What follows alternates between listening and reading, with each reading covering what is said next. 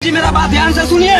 मैं सीतामढ़ी ले जाने के लिए तो कोई मेरे को गाड़ी नहीं दिया है, एम्बुलेंस नहीं दिया है। मेरा बेटी देखो, बेटी बचाओ। मोदी जी देशेর হালত কি করে রেখেছে দেখুন, কথা বলতে করে কাউকে কাম দিয়েছে বেটিকে তো হসপিটালে